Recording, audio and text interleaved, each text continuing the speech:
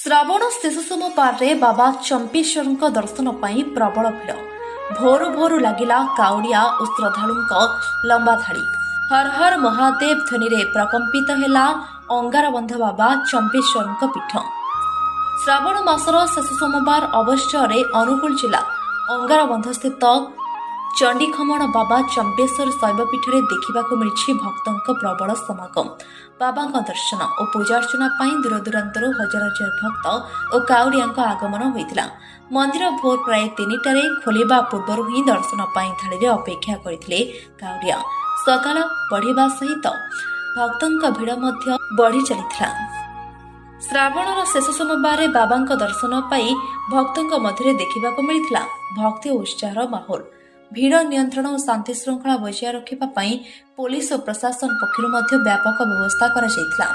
ଦୂରଦୂରାନ୍ତରୁ ଆସିଥିବା କାଉଡ଼ିଆ ଓ ଭକ୍ତଙ୍କ ପାଇଁ ମନ୍ଦିର କମିଟି ପକ୍ଷରୁ ପ୍ରସାଦ ସେବନ ଓ ଥଣ୍ଡା ପାନୀୟର ବ୍ୟବସ୍ଥା କରାଯାଇଥିଲା।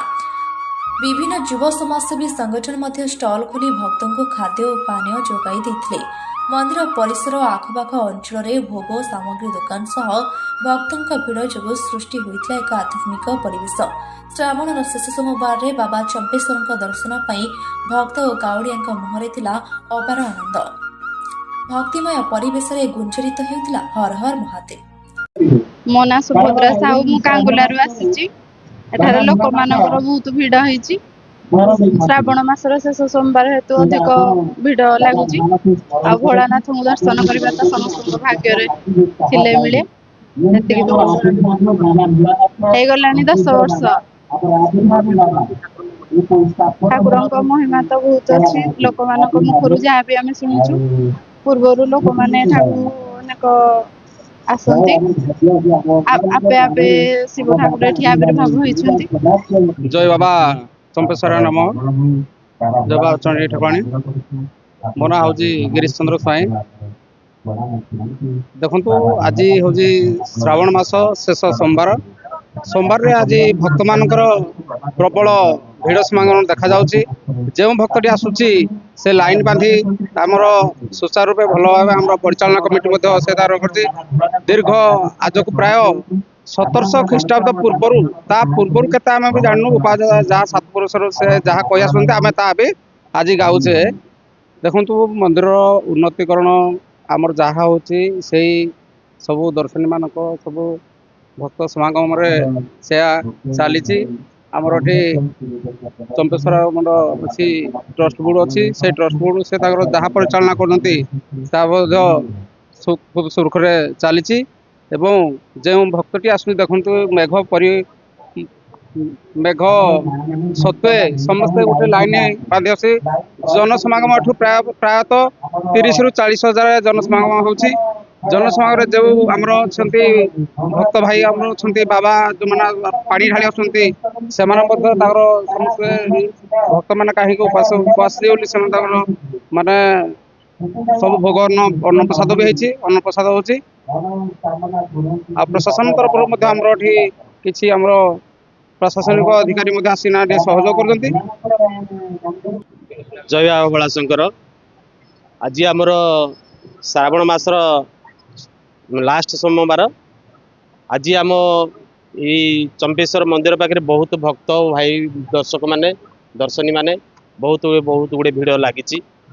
ଏଠି ଆମର ବାବା ଭୋଳାଶଙ୍କର ଯିଏ ଯାହା ମାଗିଛି ସେ ତା ପାଇଛି।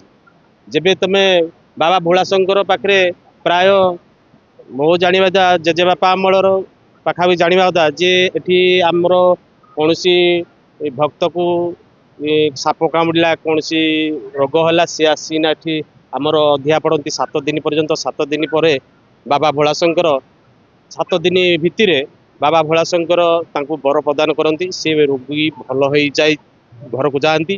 ଆଉ ଯେଉଁମାନେ ବି ସାପ କାମୁଡ଼ିଛି ସେମାନେ ବି ଭଲ ହେଇନା ଯାଆନ୍ତି। ଏଠି ଆମର ବାବା ଚମ୍ପେଶ୍ୱରଙ୍କର ବହୁତ ମହିମା, ବହୁତ ବଡ଼ ମହିମା। ଏଠି ଆମର ବାବା ଚମ୍ପେଶ୍ୱର ଆମେ ତ ଜନ୍ମ ହେଇନୁ, ତା ପୂର୍ବରୁ ଆମ ଜେଜେବାପା ଅମଳରୁ ଆମେ ଆଜି ବାବା ଚମ୍ପେଶ୍ୱର ଏଠି ଫୁଟିଲିଙ୍ଗ, ଏଠି ଆବିର୍ଭାବ ଠାକୁର ଅଛନ୍ତି। ଏଠି ଆମେ ପ୍ରାୟ ଜାଣିବା ଭିତରେ ଯିଏ ଯାହା ମାଗିଛି ବାବା ଭୋଳାନାଥ ତାହା ଦେଇଛି। ଆମେ ତ ସବୁ ବର୍ଷ ଆସୁଛୁ। ବାବା କୋଠିକି ଆସିକିନି ଛିଡା ହେଇକିନି ଲାଇନ ରେ ଖୁସି ଲାଗୁଛି। ଯାହା ହଉ ବାବା ଭୀମସଙ୍କର ଯାହା ଛଅଟାରୁ ଆସିଛୁ। ନାହିଁ ଆଉ ଅଧା ଘଣ୍ଟା ଲାଗିବ ବୋଲି ବାବାଙ୍କ ପାଖରେ ଆଶା ଆଉ। ବାବାଙ୍କର ମହିମା ବାବା ଯାହା ମାଗିଲେ ତାହା ଦିଅନ୍ତି। ଆଉ କଣ କହିବୁ ଯାହା ବାବାଙ୍କର ଆଶୀର୍ବାଦ ତାଙ୍କରି ଆଉ ଇଚ୍ଛା ବଢେ।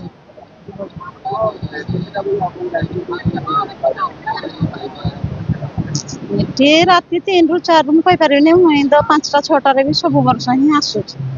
ଆଉ ଆସିଲେ ବି ଲୋକ ପୁରା ଉଠିକି ଲାଗୁଛି ଲାଇନ। କମିଟି ମାନେ ଭଲ ଇଏ କରୁ।